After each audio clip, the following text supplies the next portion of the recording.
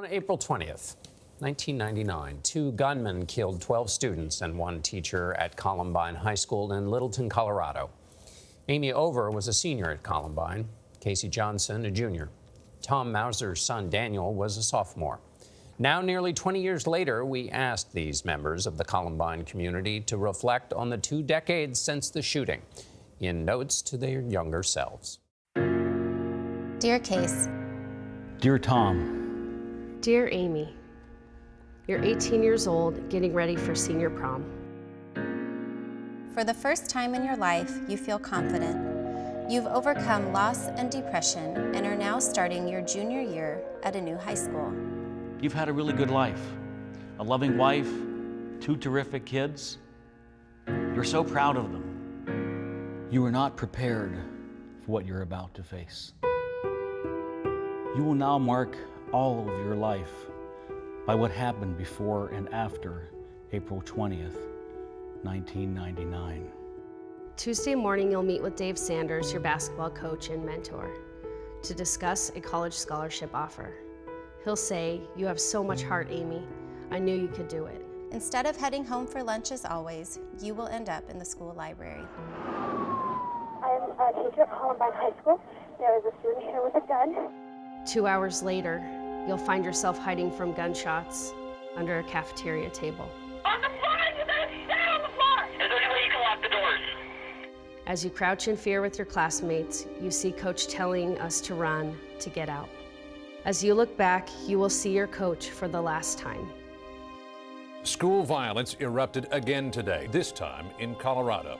You'll be at work watching the news coverage, The shooting broke out just before lunch.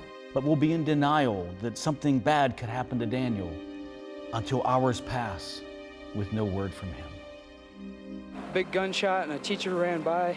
You will hide under a computer desk, quietly pleading with God to save you. You'll simultaneously feel the gut punch of evil as the shooters enter the library and a strong, invisible hand on your shoulder providing an unexplainable peace. A slug from a shotgun fired at close range will turn the bones in your shoulder, arm, and hand to dust and burn a path across the front of your throat.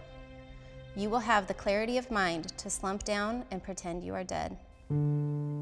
Coach Sanders and 12 students won't make it out. You'll get out safely. Your wounds are invisible. The day will stretch into 2, as it will take nearly 24 hours to be officially notified that your only son was one of the students killed. You will face a parent's worst nightmare, the loss of a child. Stay strong. It won't be easy. You struggle in the aftermath, feeling guilty that you survived. Your sense of safety and trust has been stolen from you. You can't sit with your back to an exit. You fall to the ground in fear when you hear loud noises. Now you're the girl from Columbine, broken. Your coach is gone, basketball isn't the same, and you're not the same. Trust your gut. Get help. Start putting yourself back together before you move on. You will find inspiration in Daniel. You will remember how he was so very shy, yet chose to join the debate team. You will start wearing his shoes to symbolize how you too can overcome your shyness and join this great debate about making stronger gun laws. We need to have change, that enough is enough. And I think we're going to see Daniel's wish. You will make sure the world remembers the victims, not the killers. Daniel Mauser was only 15 years old when he was gunned down at Columbine. He was an amazing kid. Your survival will be miraculous. A team of doctors will create a one-of-a-kind plan to use donated cadaver bones to save your arm from amputation. Still, your now disabled body and mind will cause pain, PTSD, and paranoia. You have thrived after difficult circumstances before. You can do so again. You'll have 2 beautiful children and be married to the love of your life. He'll show you a path forward, even when you couldn't see one, and you'll walk it together. The first time you drop your daughter off at school, you'll have a panic attack, fearing she too will not be safe in the classroom. It's a chronic disorder you'll battle for years. Tell your kids not to worry. We can't live our lives in fear. You will make Daniel proud,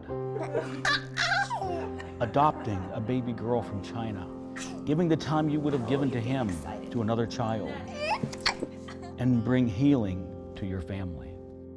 You will marry your Prince Charming and welcome 4 beautiful babies into your family. Own your story. You'll travel around the country, share your story, and help others like the kids from Parkland and Paducah. You will learn to use your story as a public speaker and author to encourage others and to advocate for bone and tissue donation. 20 years later, you will now face a painful anniversary. This one day is just so much more painful, a day you just can't wait to pass. Yet you will look back and be pleased with what you've done to keep his memory alive. When you speak publicly, you will wear Daniel's old Vans shoes, the very ones he was wearing on April 20th, 1999. Take solace in the fact you will proudly walk in Daniel's shoes for the rest of your life.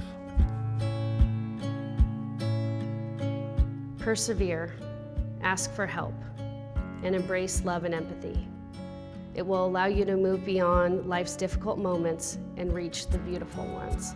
Continue to be brave. Choose freedom from fear.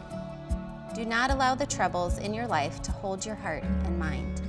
The journey will be tough, but you will not only survive, you'll thrive. Kira Cleveland produced that piece along with a host of others. That was so beautifully done. We all remember Columbine at the time. It was so shocking and so unheard of. Unfortunately, it's not normal, but we're no longer shocked by it. But it's good. It's a good reminder of what happened to people and how you get through it and how you survive and how sometimes you don't survive. The part that got me was Daniel wearing Tom wearing his son's shoes. It's very, very, very touching, very moving. And for Kacey and Tom and Amy, who shared their note to self with all of us, that might be one of the most powerful note to selves we've ever done. It's hard to believe it's been 20 years. I think so too, Norah. And I remember it so well. Too. I remember, and I can imagine April 20th. You wanted to go from the 19th to the 21st. Let's just get through it. But you're right. Thank them all so much for sharing their story. Yeah. Beautifully, beautifully done, Kira. Thank you too.